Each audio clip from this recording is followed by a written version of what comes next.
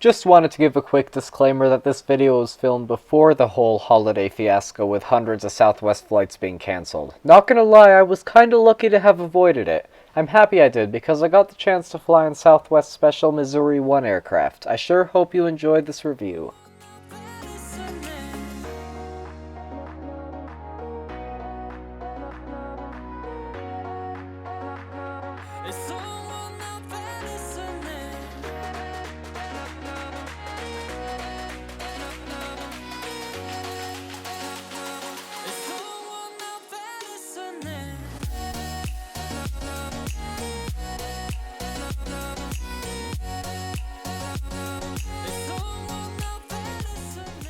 Hey guys, welcome back to Denver International for, I don't know, the 7th time on this channel. But wait a minute, is this really Denver International? That's exactly what I was thinking when I stepped into this terminal after arriving here on another Southwest plane. Yes, it is true, this is my first time seeing the brand new east extension of Denver's Sea Gates. I bet some of y'all know that Concourse C is the Southwest Airlines terminal of the airport, but I have not yet seen this part. To clarify, yes, I was aware that this extension existed, but I did not expect it to be so, well, different from the rest of Denver Airport. Just look at it, so much fresher, more modern, and highly spacious, at least compared to most of this concourse and the rest of the airport. I'll be flying to Minneapolis from here, gate C56 to be specific. I hadn't originally planned to record this flight, but as it turns out, this is going to be a rather special flight, going to be flying Southwest Airlines, and as you can see, I lucked out and my flight ended up being set to use the Missouri 1 special livery.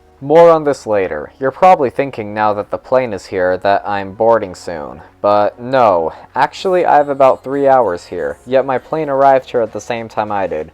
But it looks like the airline really wants the Missouri 1 jet to go to Minneapolis today, so like me, it will be waiting here until evening. We'll now head to the Seagate Center and cross the border between this new extension and the classic Denver Airport. Now this is the Denver Airport I recognize. Don't know if I like this area better because the new extension is a lot more spacious. Then again, there are neither shops nor places to eat there, and the original section is highly abundant in that. There is also the interior garden, which I showed in my previous Southwest video. It's only in the Seagates though, so if you want to see it, you better be flying Southwest, Spirit, or Alaska Air here. Under that is the underground train to the other gates. There's also a Bombardier Learjet that you could say had some trouble finding a parking spot. Its tail number is N280 Bravo Delta. I don't know if it's a real plane or if it's just a replica, but it's pretty cool. You can get a view of Concourse C from here, but without any windows on the sides, I cannot get any good plane spotting shots. That is just sad. Well, I guess you can still watch planes from the ground at these gate areas. Funny thing, I'm not actually at a gate area right now. I'm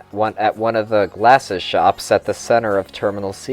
Now I'm back at my gate and we're still on for the Missouri 1 plane. To be specific, N280 Whiskey November, a 15-year-old Boeing 737-700. She not only has one of the coolest special liveries I've seen, but she also has the split winglets, which aren't on every Southwest 737-700. As you can see, the normie plane beside is also a 700 variant, but has the generic blended winglets. Maybe that one will get them in the future.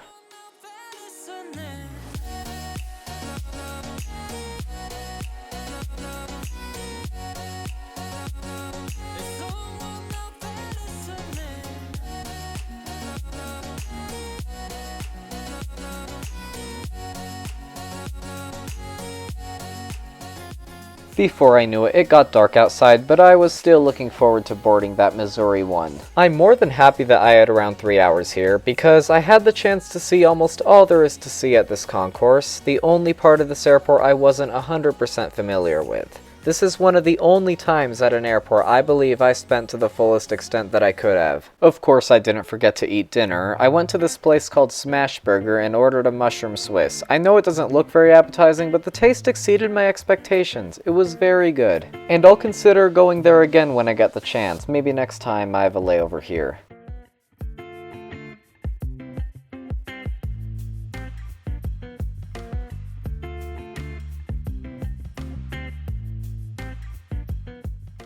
I already explained Southwest's unusual boarding process in my earlier reviews on this airline, where the earlier you check in means earlier boarding position, and how you're allowed to choose any seat you want once on board. Unlike those other flights, I did not have early bird check-in this time, so what boarding position did I get? B50. You've got to be kidding me. Oh well, let's hope I can get a window seat. How do you guys feel about getting on a plane? So I would like to get you all lined up. If you're in my A group, A1 to 30, if I can get you guys lined up next to these poles, on the side, closest to the walkway. A31 to 60, next to the poles.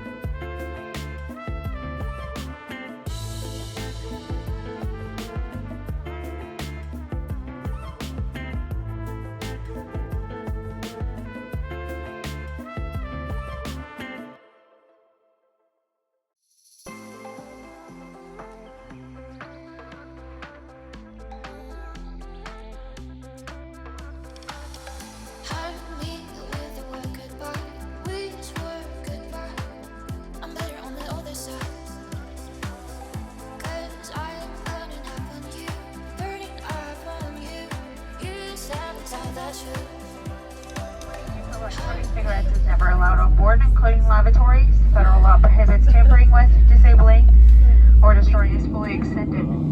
Place the mask over your nose and mouth and breathe normally. Secure the mask with the elastic strap.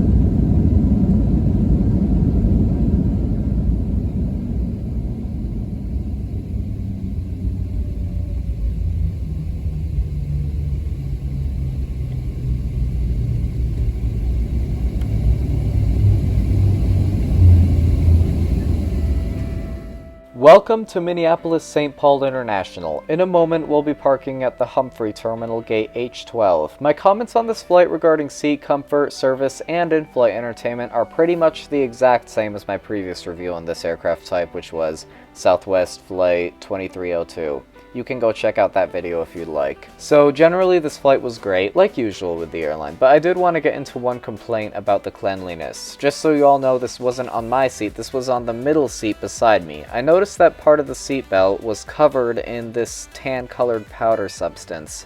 I still don't know what it was, and I understand that the crew might miss a spot when cleaning interiors, but this was definitely not easy to miss. Don't know why it wasn't cleaned. And just to remind you, this wasn't on my seat, it was the one beside me, so it didn't affect my experience too much. I just wanted to point that out. Final score is 8.2 out of 10. Once again, nice job, Southwest, especially with the coolest gate agent ever. I would say I'd recommend this airline, but I'm not sure if they've fully bounced back from the holiday meltdown. By February, everything should be fine, at least I hope.